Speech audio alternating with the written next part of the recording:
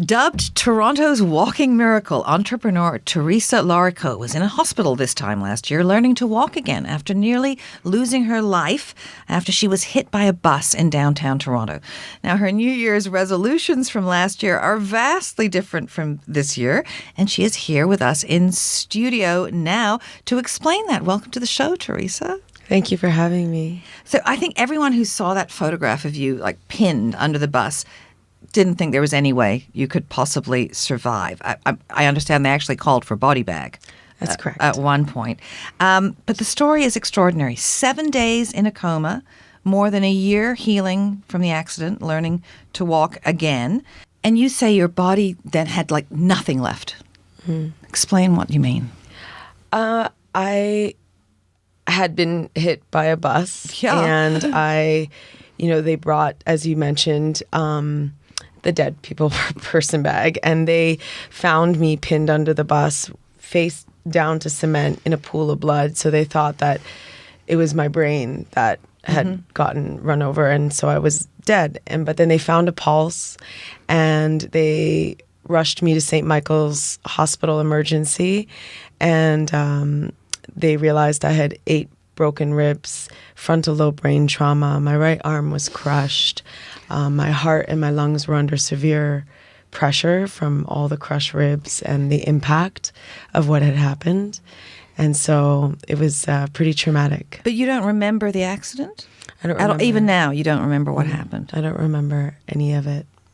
And yeah, and I think that was probably a blessing that I don't remember that. Well, this has been an extraordinary healing journey.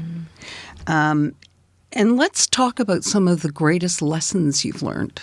I think one of the best things that I've learned is, inner healing is as important as physical healing.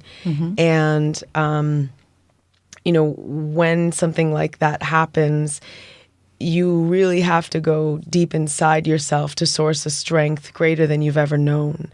And it was a spiritual journey for me, and really a becomingness to learn and get to know my soul.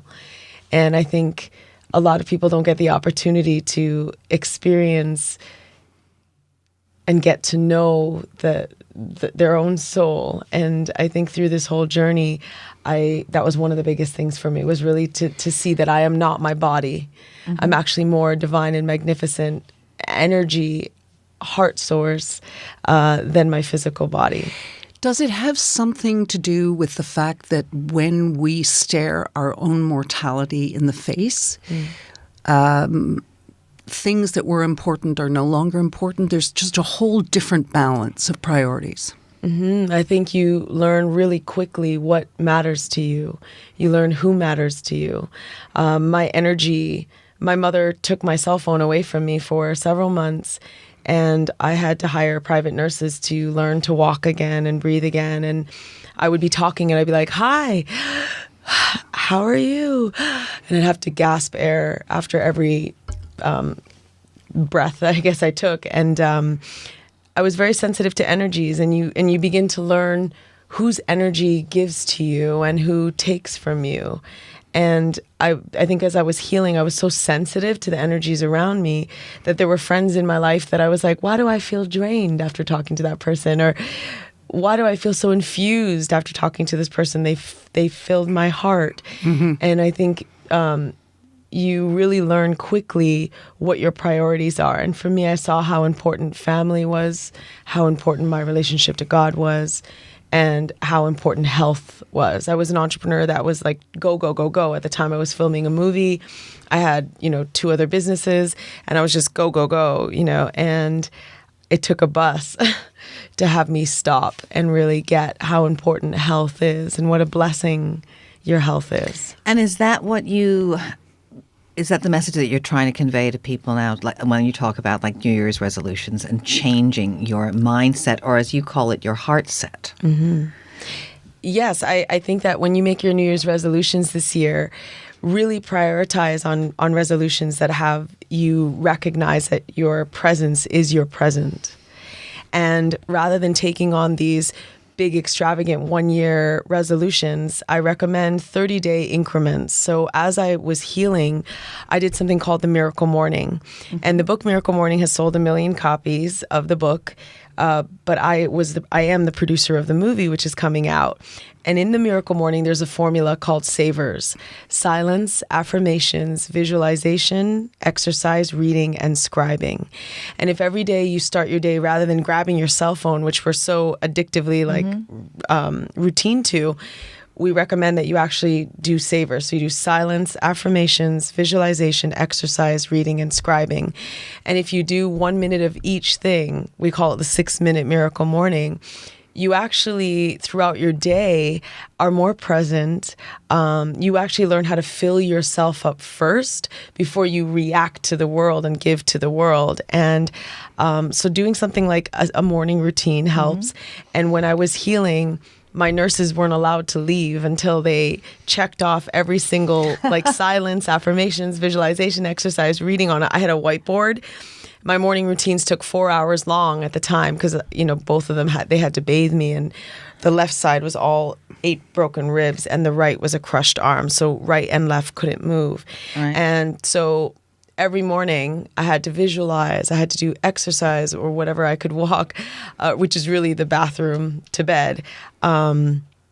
I had to read, I had to scribe 3 things I was grateful for. And then, that really helped with the healing process. And the second thing I would recommend people to do for their New Year's resolutions is don't take on these, I'm going to change everything in a year. Take on 30-day challenges.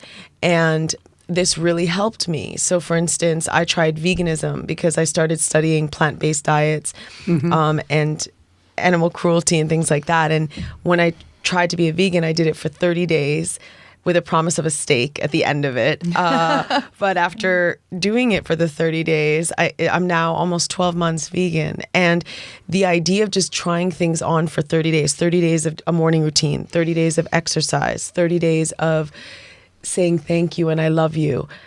If you try on 30-day challenges instead of these 1-year-long challenges, you're more likely to keep those resolutions as compounded habitual changes.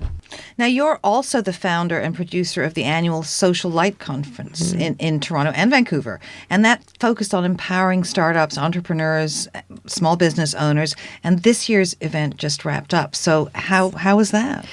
Oh, it was so exciting. So Socialite, light is an acronym for Leader Impacting Global Humanity Today. It's spelled like the word light. Right. And when I first founded it, I thought, in society, when you think of a socialite, you value one another based on your purse, your shoes, your financial status, very superficial things.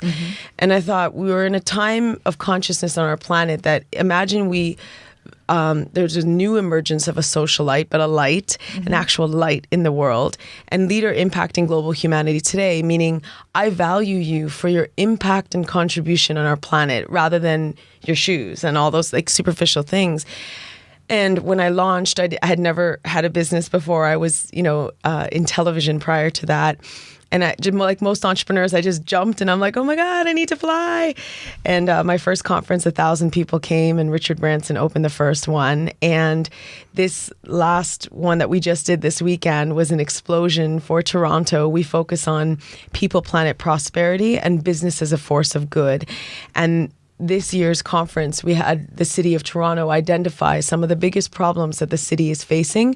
And Mayor Tory came as a surprise guest, and he talked about the flourishing future for Toronto and Canada. And basically what we said to all the young startups and entrepreneurs in the room was, startups, entrepreneurs, leaders, you can solve these problems. Some of you have $100 million companies, over $1 billion companies. You can solve, energy waste, food reduction, all these different things. And it was an emergence of and a collision between the city and the startup innovation sector. Do you feel that this is the second chance at life that you've been given? I do. I there's not a day that goes by that I'm not grateful for every breath I take, and I dedicate my days and to just serving like this last weekend for Socialite was in complete service and gift to the city of Toronto, a city that I was born in, I almost died in, and I'm very proud to be from. And I think it was my way of giving back to the city, and I will continue to do that. And I feel like the question I would ask everyone who's listening is, what you wake up to do every single day of your life worth your only heartbeat? And if what you wake up every day to do is not worth that only heartbeat you've been given, then it's time to take a look and create resolutions that allow you to be more in alignment with your real purpose on this planet. So how can people connect with you and, if they want to learn more about either the conference or you personally? Well, I'm writing a book called Rise, and they can find me at theresacorazon.com. And I also have a little dog named Love. Yes. And Love is coming out with a book too. And it's called A Daily Dose of Love. And the conference can be found at socialiteconference.com.